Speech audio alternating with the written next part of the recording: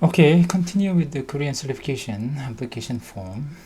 So, and last time we got through our application form and organic system plan, and this time we're going to check what documents is required, what documents should be prepared for the organic Korea organic certification. Okay, with this form, this sheet, first and last time, last time we went through all this application form on OSP, and this time we're gonna check. We're gonna go through this sheet, submit documents. Okay, if you go through this checklist, you will have an idea what documents are required to the Korean standard. First of all, current organic certificates from local certifier. This is very necessary documents. You have to have these documents, and this document should be submitted with the application form, because otherwise, we're not certified as organic directly without this local organic certificate. But it have to go through another conversion period, transition period. But based on this, your local certificate, this okay, we can certify your field as organic. This is very necessary. If you have this, please check here, yes, and give some document name, organic certificate.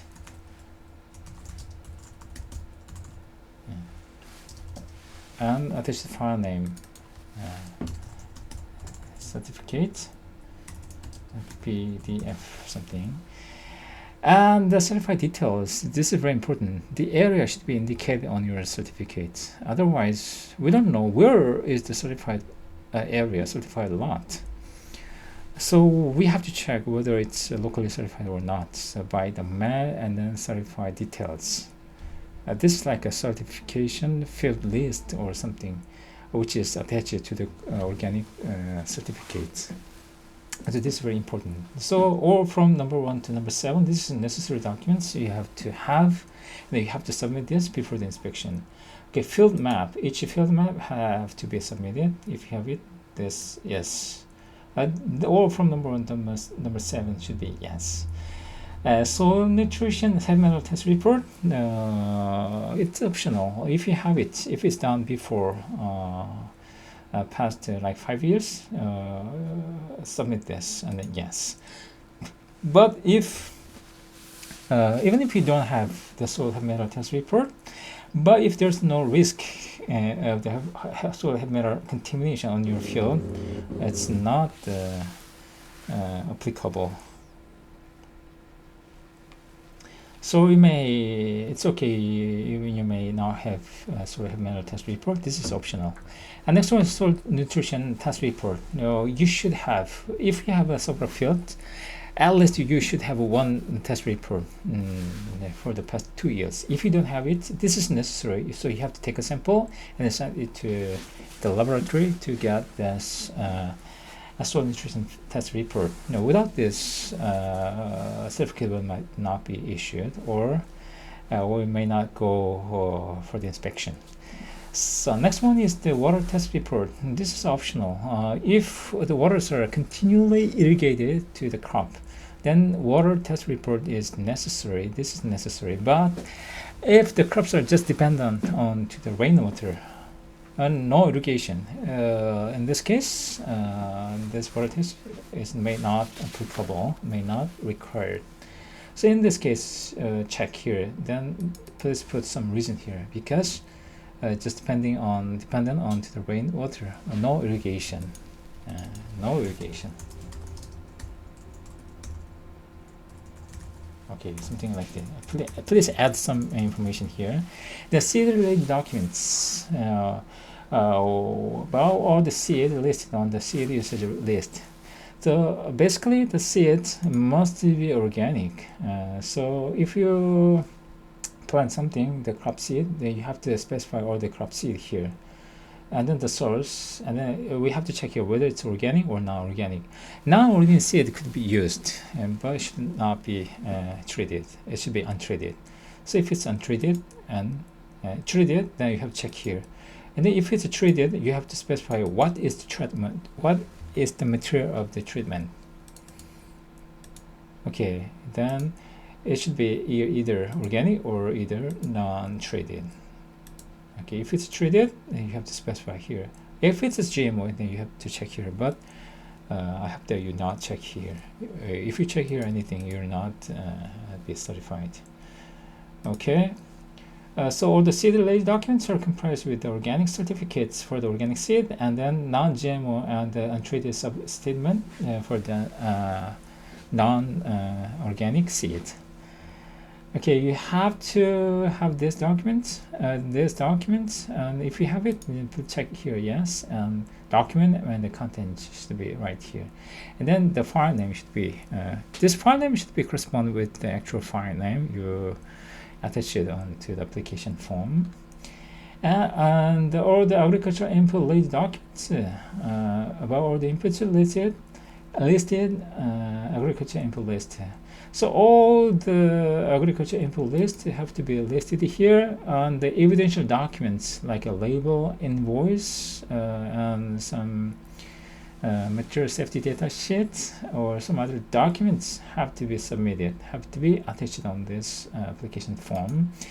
So the certificates, if it's organic certified, then certified by organic, then certified for organic, then certificates, and then composition, what's the ingredient, the statement, like a non-chemical process statement or the product label, those things should be attached on here.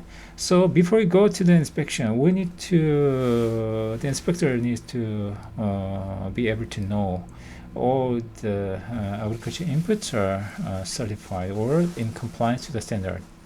So without knowing this, without knowing having these documents, inspector will not go for the inspection. So this is our necessary documents to submit with the application form. And next one is the farming related documents. These are the documents. Documents related documents is about the statement or the policy or some other certificate. All these things are the documents. We call the documents. And the record is the record which is written by the farmers, the seedling and planting records, and organic fertilizer usage record. Some organic fertilizers are used. Then the daily record should be kept. This is the regulation. This is record to the standard. So, and the word management records with management. This is very important. If you don't have this record, that means that you are using some chemical, some other way to manage your wheat. So mechanical wheat. Who did the weeding and which field? Those the daily records should be kept. And pest and disease control records. But and this is important. This one should be and the harvest record, and the shipping sales record, and the transport and storage related records. So if something is not applicable, for instance, the perennial crop like orchard, they don't seeding, they don't do the seeding and the planting annually. So in this case, it's not, and then give some reason here why it's not applicable. And if anything, if any inputs are not used, if inputs are not used, anything is not used onto the field, then this could be not checked here. Yeah, not management. The reason is because we don't use any inputs. Okay, we don't use any inputs. This is all about inputs. Okay, and then the harvest record. Harvest record have to be kept by daily order, and the amount should be indicated on the record.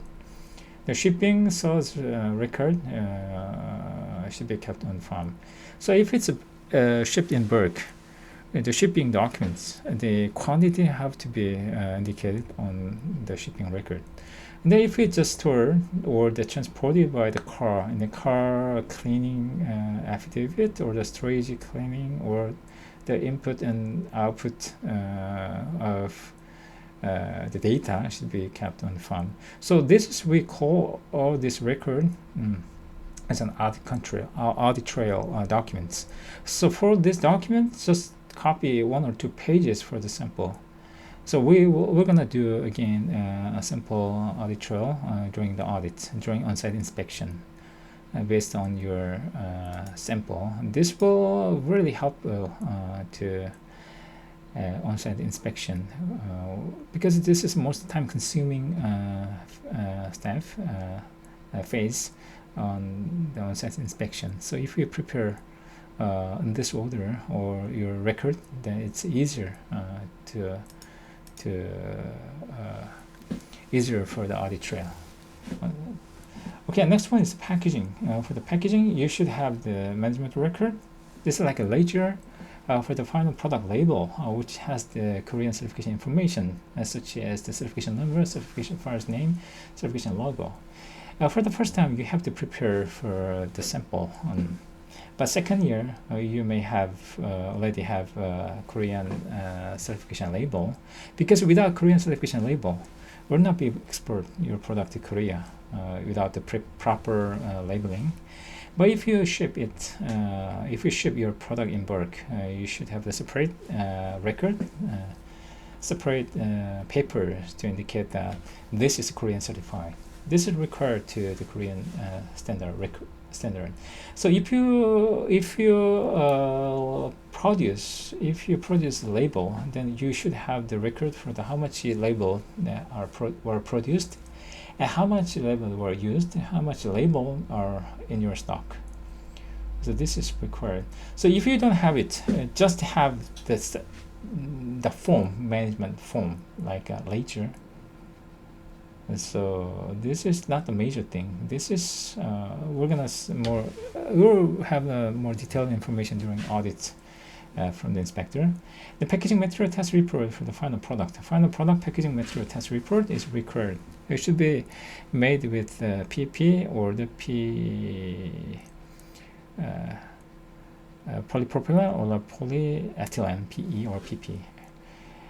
And sample of the current final product label for the Korean certification. This is necessary for the renewal application. For the first application, you may not have this label plan, but it's required. It's required to submit before you use on your product. You use the label on your product. Okay, we haven't. So if you don't have it, so please check here not, and then give some information here. And subcontractors. If you have a subcontractors, you should have the contract between applicant and subcontractor. And this is all about the quality control. So this is quality control contract. To keep the organic integrity. And the flowchart for subcontracting process, subcontract process. If the subcontract process is the like cleaning, draws some the product flow diagram, including this subcontracting process, and submit this. And then if the product goes to subcontracted the facility layout should be attached, if applicable. The water test report, if it's clean there with the water test report have to be submitted. And then the cleaning and pest controlling records. How they controlled, what products, what the detergent or the sanitizers are used to the subcontracted facility, and this is important.